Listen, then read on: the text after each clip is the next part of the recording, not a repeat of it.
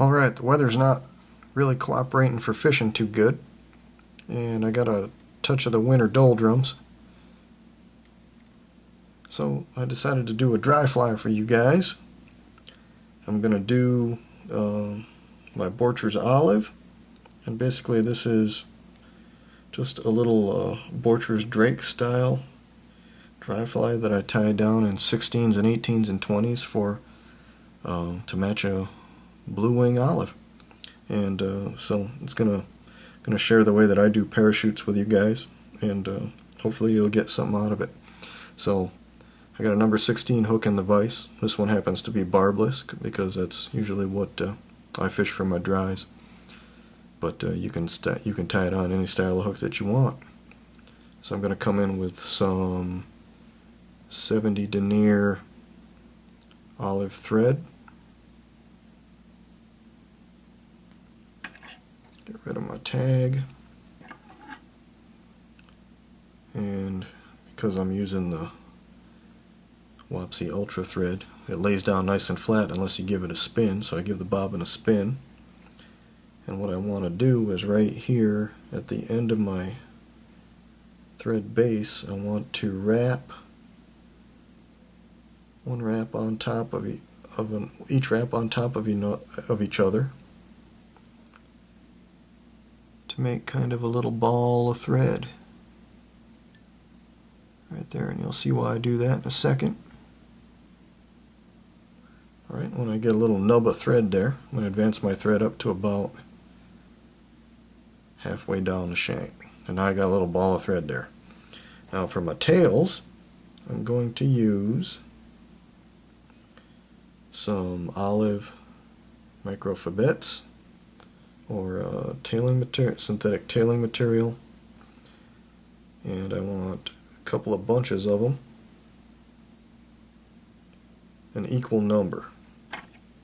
I'm going to split this fly is going to have a split tail to help it sit right on the water because it is a parachute.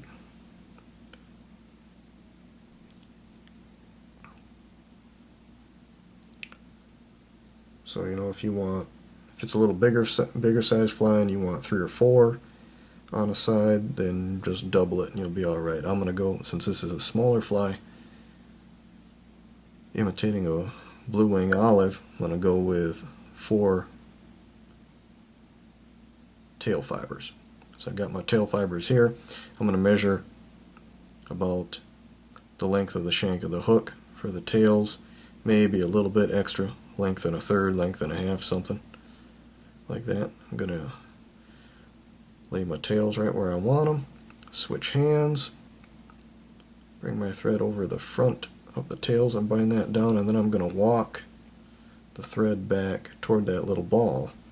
As I get closer to that ball and it starts to tighten down, the tails are going to cant up at an angle. When I get down to where I've only got a couple of wraps left, when I come from behind, I'm going to push my tails forward. That's going to help split them. So I'm going to split them into 2 equal bunches. Alright, and it looks like I got an extra one in there, but it's not that big of a deal. So I'm going to pull 2 of them toward me. Then I'm going to push the next wrap. I'm going to pull the ones on my side toward me and let the thread tension split those tails up against that little ball of thread. That's going to cant them up to give me the right angle, and it's going to split them into a nice V. So now I've got a split mayfly tail. Got 2 on this side and looks like 3 on that side. So not going to worry about it too much, but so I've got a nice canted split mayfly tail. I'm going to come in and trim the butts of those fibers out.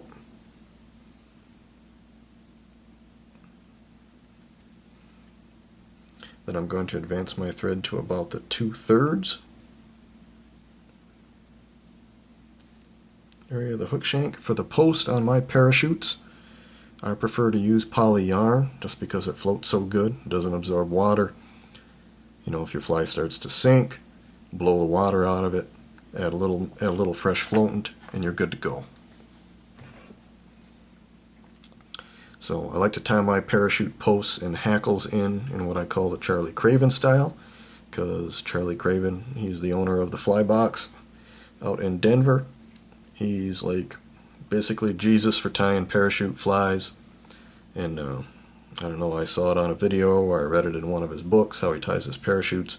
Taught myself how to do it, and it ties the neatest parachutes pretty much out there. So what I'm going to do is I'm going to lay my hank of yarn. This is half of a ply of white poly yarn. Right on top of the hook shank I make a couple of wraps. I'll pull the far end forward and the close end back. Make another couple of wraps in an X. So I just X'd them in just like I was going to do a spinner wing. So I would keep on Xing it in if I wanted this to be a spinner pattern. I'm going to put an extra wrap over each side in an X. And then to post it, I'm going to come from underneath, grab both plies, pull them straight up, and then I'm going to take my thread and pull them up in every rotation. I'm going to put a wrap of thread starting at the base around. I'm going to pull those two plies together.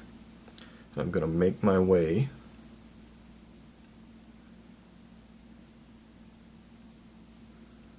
up the parachute wing, building a post to wrap my hackle. And if you don't cover up all the white on the way up, just get it on the way down.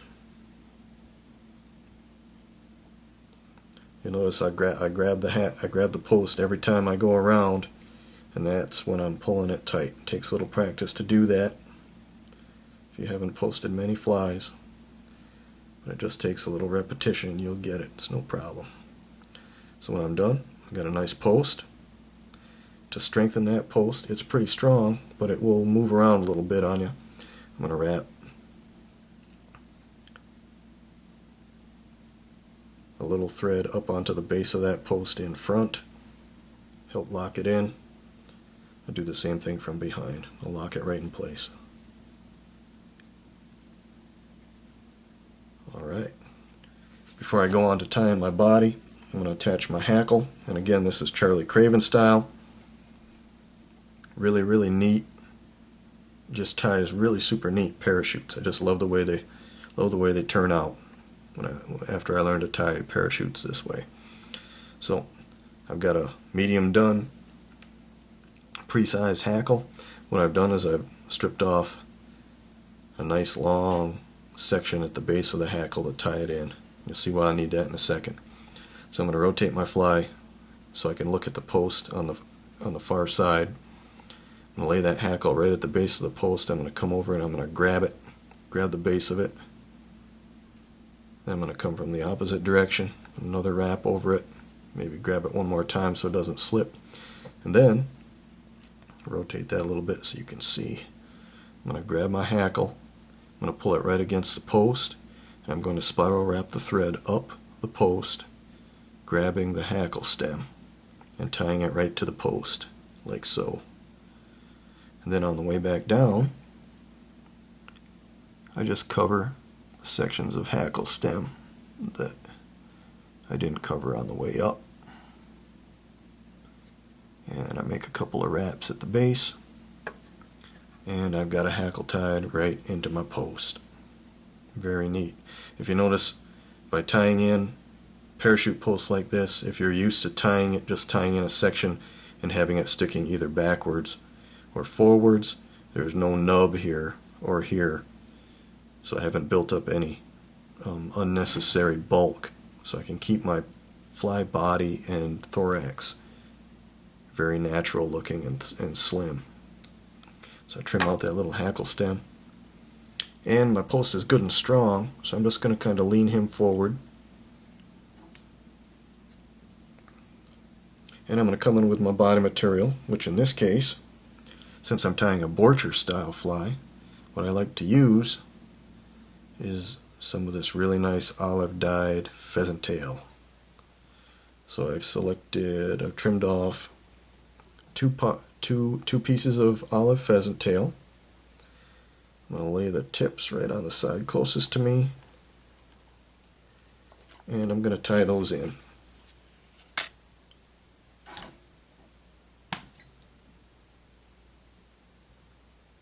Tie them in right back up to that little ball that splits my tails, and then advance right up behind the post.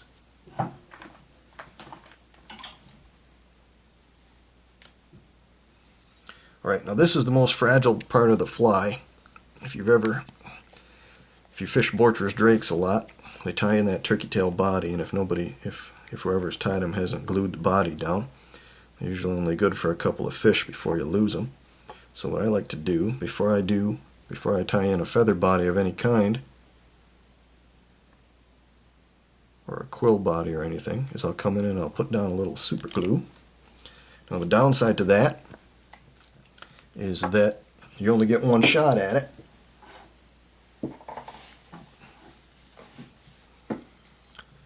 So once I got the glue on there, I'm going to grab both my sections of pheasant tail, and I'm just going to wrap them, one wrap in front of the other, forward, to form a body. And because I got the glue on there, I don't have to pull on them especially tight, because that super glue will grab it. Wrap it right up behind the post, and that looks like it's going to be enough. Now I've got a really nice little olive and dark brown segmented looking body.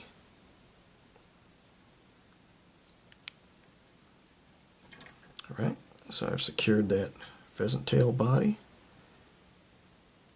with a few wraps. Come in and trim them butts out of there. And now I'm going to come in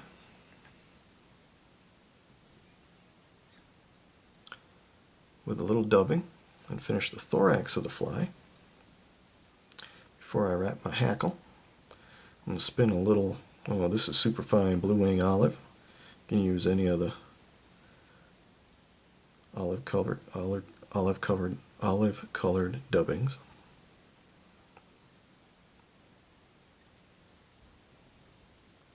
Move my post back out of the way. I'm just going to wrap a base dubbing up in front and build up my thorax a little bit. And when I get back to the post, I'm just going to kind of do an X-wrap behind and in front. And what I want to do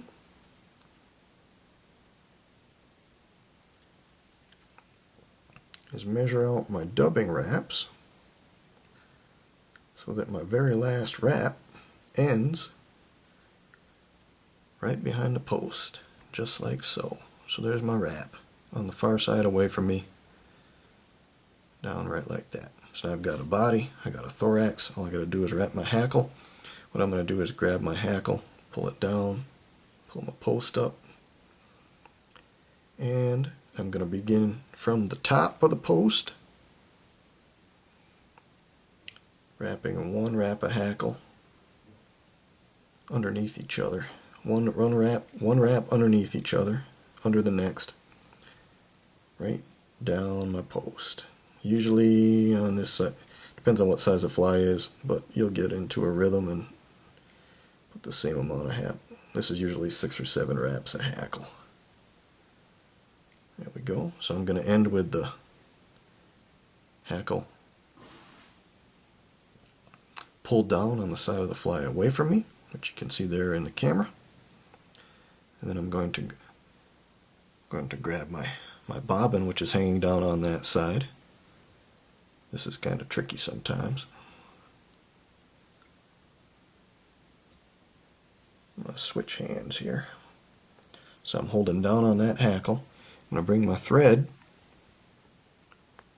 underneath my hackle and over the top of that hackle stem, and I'm going to keep downward pressure on it and tease that thread right along the body and underneath my hackle all the way around.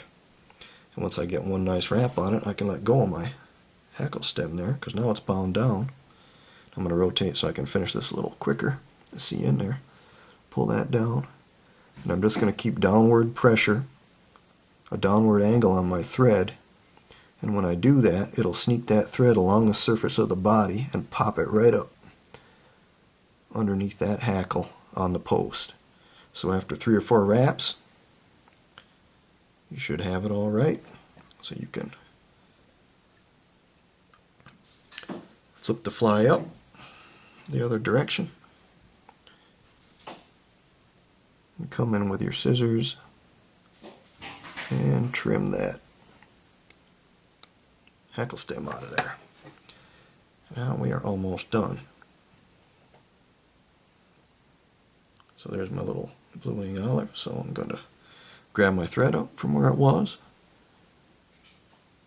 I'm going to bring it forward right on top of my body, over onto the opposite side of the eye. And I like to use my half hitch tool here. It allows me to get in underneath that hackle. Bring in my half hitch tool, pop a half hitch right there behind the eye, then another one, 2 or 3 half hitches in there to secure everything. And then to finish the head, so I have a little bit of a head, I'm going to come in with my whip finisher, grab my hackle back,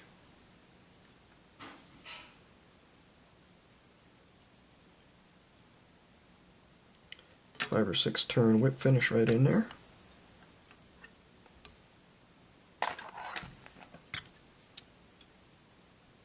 Trim off my thread, and all I got to do is trim a post. I'll pull my hackle down, make sure I got it all down in place. And when I do my post, I like to take my scissors and measure all the way from the eye of the hook. Turn that so you can see it. All the way from the eye of the hook to the bend of the hook, get a measurement. Then I'll come in and I'll place the bottom of the scissors right at the bottom of the body, right at the bottom of where my hackle starts. Grab my post and cut that right off. Kind of tap it with your finger and spread it out.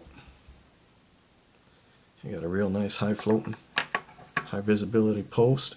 Now the last thing that I do with this fly, just because I've got a single wrap of thread in there going up to the head and stuff, I come in with a flexible cement like Dave's Flex Cement.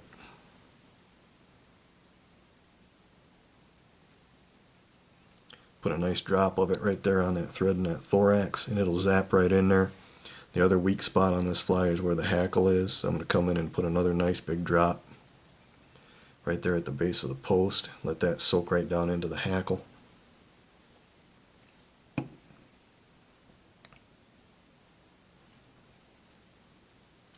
I'll take a second just to make sure I got a clear eye, clean eye.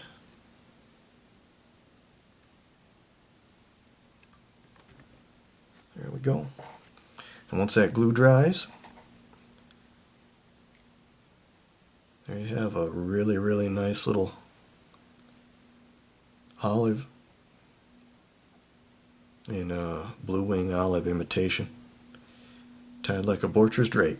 You tie them in 16s, 18s, and 20s. Smaller stuff than that, and gets to be a little bit more work than it's worth. But this is a really, really, really, really good fly for blue wing olive and Baetis hatches here in Michigan. Fished this. This was really the only olive imitation that I carried all last year, fishing the fox and the two-hearted and all the streams and stuff, and just had a blast with it. So tie some up,